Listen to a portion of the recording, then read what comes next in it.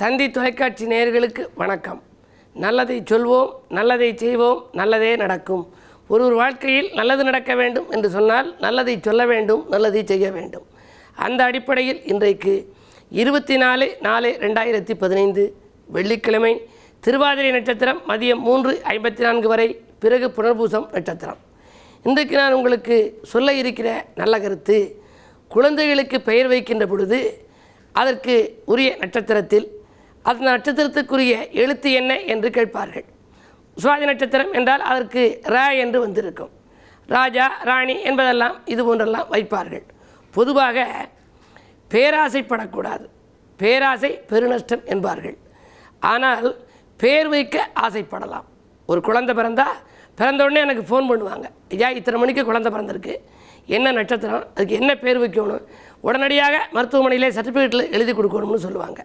வெளிநாட்டிலேயெல்லாம் முன்னதாகவே பேர் வைத்து கொடுக்க வேண்டும். சிங்கப்பூரிலேயெல்லாம் நாளைக்கு குழந்தை பிறப்பதாக இருந்தால் இன்றைக்கே என்ன என்று ஸ்கேன் செய்து பார்த்து அதில் பேர் வைத்து கொண்டு அதற்கு பிறகு அவர்கள் அந்த குழந்தை பிறந்த உடனேயே சர்டிஃபிகேட் கொடுக்க வேண்டும் என்று சொல்வதாக என்னிடம் கேட்பார்கள். அப்படி சொல்கின்ற பொழுது சில பெயர்கள் ஒற்றையிலே இருக்கும், ஒரு எழுத்திலே இருக்கலாம், ஒரு சொல்லிலே இருக்கலாம். சில பெயர்கள் இரட்டையாக இருக்கும். பொதுவாக மீன ராசி என்று எடுத்துக்கொண்டால் அதில் 2 மீன் அதற்கு லோகோவாக போட்டிருப்பதை பார்த்திருப்பீர்கள். மிதுன ராசிக்கு அடையாளமாக 2 பெண்கள் வீணை வைத்திருப்பதாக இருக்கும். இது போன்ற ராசிகளிலே பிள்ளைகள் உருவானால், கன்சீவானால் அந்த குழந்தைகளுக்கு இரட்டை பெயர் வைப்பது நல்லது. இரட்டை பெயர்னா என்ன? அது அல்லது அது அல்ல, சிவராமன் என்று வைக்கலாம். இருபெயரொட்டு பண்புத்தொகை என்பது இலக்கணத்திலே சொல்வது.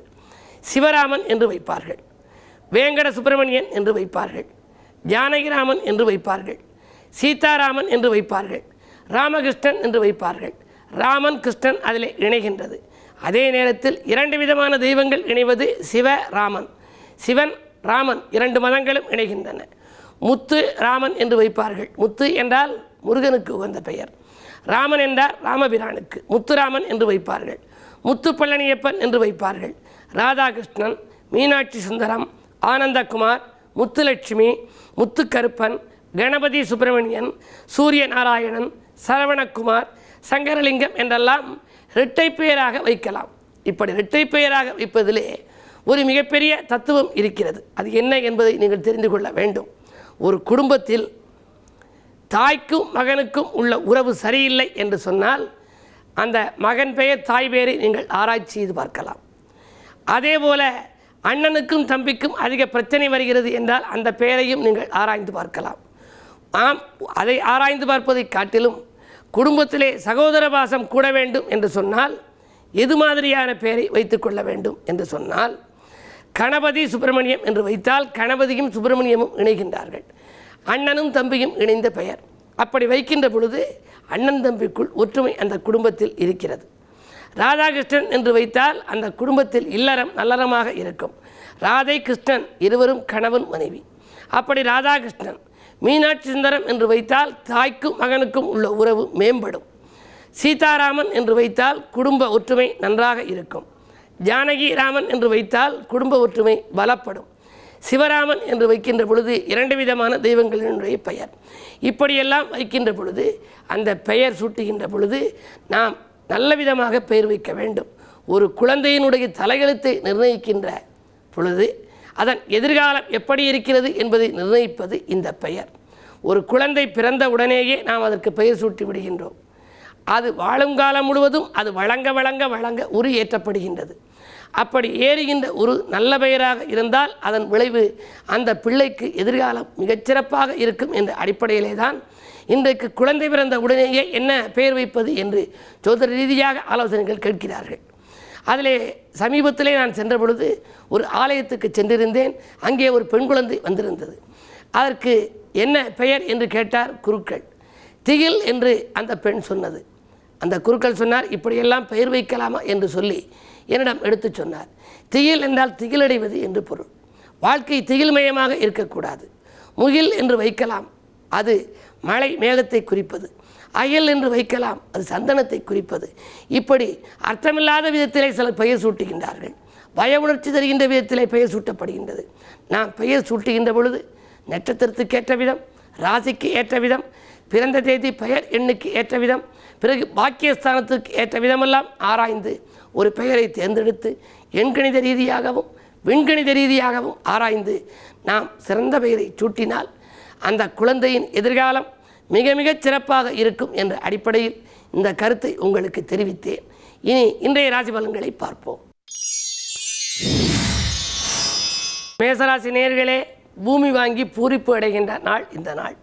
புகழ் மிக்கவர்கள் உங்களுக்கு பின்னணியாக இருந்து உதவிக்கரம் நீட்டுவார்கள். வாங்கல் கொடுக்கல்கள் ஒழுங்காகும். சுக்கிரபலம் நன்றாக இருப்பதால் குடும்ப ஒற்றுமை பலப்படும். நேற்று சண்டை போட்டவர்கள் இன்று சமாதானம் அடைவர். பூமி யோகம் முதல் அனைத்து யோகங்களும் வந்து சேருகின்ற இனிய நாள் இந்த நாள். ரிஷபராசினியர்களே, தேக்க நிலை மாறும், ஆக்க நிலை கூடும், தெய்வீக பற்று மேலோங்கும் நாள் இந்த நாள். கிழமை வெள்ளி. ராசிநாதன் சுக்கிரன் பலம் பெற்றிருக்கிறார். எனவே ஆலய வழிபாட்டில் ஆர்வம் காட்டுங்கள். அடுத்தவன் நலங்கிறது எடுத்த முயற்சிகளிலும் வெற்றி கிடைக்கும். பயணத்தால் பலனுண்டு. அரசியல்வாதிகளின் ஆதரவோடு ஒரு நல்ல காரியத்தை செய்து முடிக்கப் போகின்றீர்கள். மிதுனராசி நேயர்களே, சந்திரபலம் மேலோங்கி இருக்கும் என்று தன்னம்பிக்கையால் தக்க பலன் கிடைக்கின்ற நாளாக இந்த நாள் அமைகின்றது. தனவரவு திருப்திகரமாகவே இருக்கிறது. பாராட்டும் புகழும் கூடும். விருந்தினர் வருகை உண்டு. வியக்கும் தகவல் அதிகாலையிலேயே வீடு வந்து சேரலாம். 2 குரு இருப்பதால் கொடுத்த வாக்கை காப்பாற்றுவீர்கள். கடகராசி நேயர்களே, முன்கோபத்தை குறைத்து கொண்டால் முன்னேற்றம் ஏற்படும் நாள் இந்த நாள். மூத்தவர்களின் ஆலோசனை உங்களுக்கு கை கொடுத்து உதவும். திடீர் பயணங்கள் தித்திக்க வைக்கலாம். உத்தியோகத்தில் உள்ளவர்களுக்கு திடீரென இடமாற்றம், இலாகா மாற்றங்கள் ஏற்படும் சூழ்நிலை உண்டு. கல்விக்காக எடுத்த முயற்சி கைகூடும். சிம்மராசி நேயர்களே, அரசியல்வாதிகளால் ஆதாயம் கிடைக்கும் நாள். ஆடம்பர பொருட்களை வாங்குவதில் ஆர்வம் காட்டுவீர்கள். தொழில் மாற்று சிந்தனை மேலோங்கும். தொகை கேட்ட இடத்திலிருந்து கிடைக்கும். பாதிக்கு மேல் கடன் சுமை குறையும். பள்ளியில் சேர்த்த குழந்தைகளின் எதிர்கால நலன் கருதி சில திட்டங்கள் தீட்டப் போகின்றீர்கள். முக்கிய புள்ளிகளால் உங்கள் முன்னேற்றம் கூடும் நாள் இந்த நாள். கன்னிராசி நேயர்களே, விட்டு கொடுக்கும் மனப்பான்மையால் வீட்டு தேவைகளை பூர்த்தி செய்து கொள்ள வேண்டிய நாள். வெகு நாட்களாக வராத பாக்கிகள் இன்று வசூலாகலாம். தொழில் மாற்று சிந்தனை மேலோங்கும். உடன் இருப்பவர்களை மாலை நேரத்தில் அனுசரித்துக் கொள்ளுங்கள். பயணங்களை திடீரென மாற்றி அமைக்கப் போகின்றீர்கள். 8 செவ்வாய் இருப்பதால் இனம் புரியாத கவலை மேலோங்கும். நரம்பு எலும்பு சம்பந்தப்பட்ட பாதிப்புகள் ஏற்பட்டு அகலும். துலாம் ராசி நேயர்களே, தனலாபம் தடையின்றி கிடைக்கும் நாள். தாராள மனத்தால் உதவிகளை ஏராளமாக செய்வீர்கள். பக்கத்தில் இருப்பவர்கள் உங்களுடன் பக்குவமாக நடந்து கொள்வார்கள். விருந்தினர் வருகை உண்டு. வீடு கட்டும் முயற்சியிலும் உங்களுக்கு வெற்றி கிடைக்கும். 2ஆம் இடத்து சனியால் இனிய பலன் இன்றைக்கு உங்களுக்கு கிடைக்கும். விருச்சிக ராசி நேயர்களே, சந்திராஷ்டமம். கோரிக்கைகள் நிறைவேற கோவிலுக்கு செல்ல வேண்டிய நாள். கொடுக்கல் வாங்கல்களில் கூடுதல் கவனம் தேவை. நண்பர்களிடம் ஒப்படைத்த பொறுப்பு அது நிறைவேறாமல் உங்களிடமே திரும்பி வந்து சேரலாம். பயணங்களால் சில தொல்லைகளை சந்திக்க நேரிடும். நண்பர்களின் அன்பு தொல்லைக்கு ஆளாவீர்கள். கிழமை வெள்ளி என்பதால் அருகில் இருக்கும் சிவாலயத்திற்கு செல்லுங்கள். அம்பிகை வழிபாட்டால் இன்பங்களை வரவழைத்துக் கொள்ளுங்கள்.